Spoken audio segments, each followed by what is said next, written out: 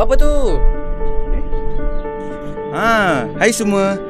Saya Muhammad Abdul Muiz bin Muhammad Azra dari TV PSS SMK Luar. Pernah tak rakan-rakan terfikir bagaimanakah cara pembuatan biskut raya yang sangat sedap?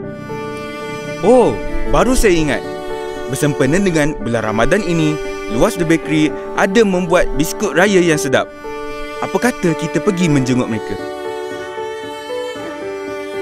Jadi, inilah dia bengkel Luas The Bakery. Sekarang ini, mereka baru sahaja hendak bermula. Marilah kita saksikan bersama.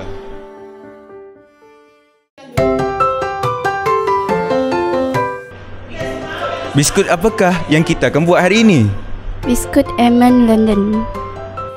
Untuk pengetahuan semua, biskut Almond London ini dihasilkan oleh pelajar dari PPKI dan dibimbing oleh guru-guru mereka. Kebiasaannya, proses untuk membuat biskut Almond London mengambil masa lebih kurang 3 jam. Pada mulanya, kacang almond yang telah dibakar di dalam ketuhar akan disejukkan semula. Dough ini diperbuat daripada bahan-bahan seperti buttercup, gula kastor, badam cincang, tepung jagung dan tepung gandum. Kemudian, dough diuli dan dibahagikan mengikut jisim yang telah ditetapkan sebelum dibentukkan menjadi bola.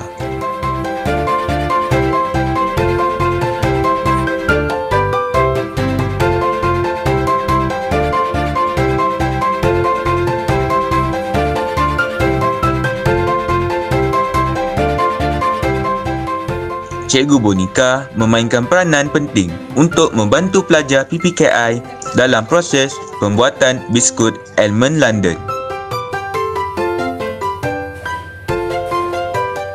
Almond yang telah disejukkan tadi kemudiannya dibalut dengan dough. Seterusnya, dough tadi akan diletakkan ke dalam kertas kek cawan.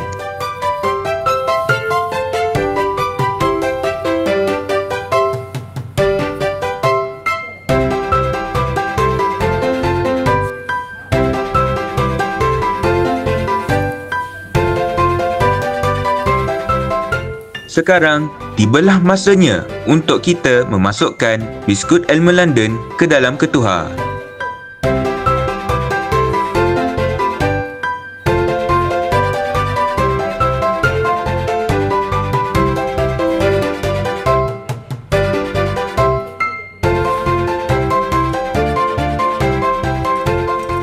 Sementara menunggu, coklat dicairkan sebelum dimasukkan ke dalam beg piping.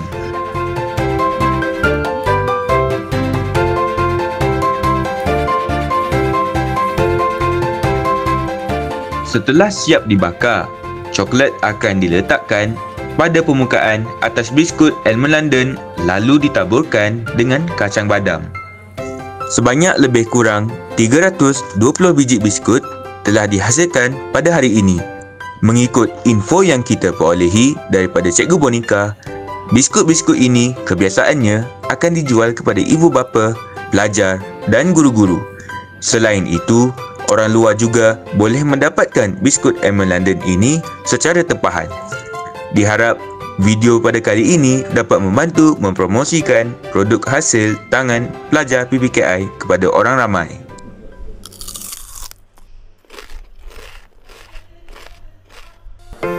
Baiklah, bagaimanakah dengan rasa biskut raya itu sebentar tadi?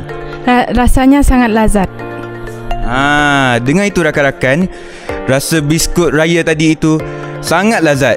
Cara pembuatannya tidak terlalu rumit. Saya rasa sampai sini sahajalah perkongsian saya pada hari ini. Semoga kita bertemu lagi. Bye-bye.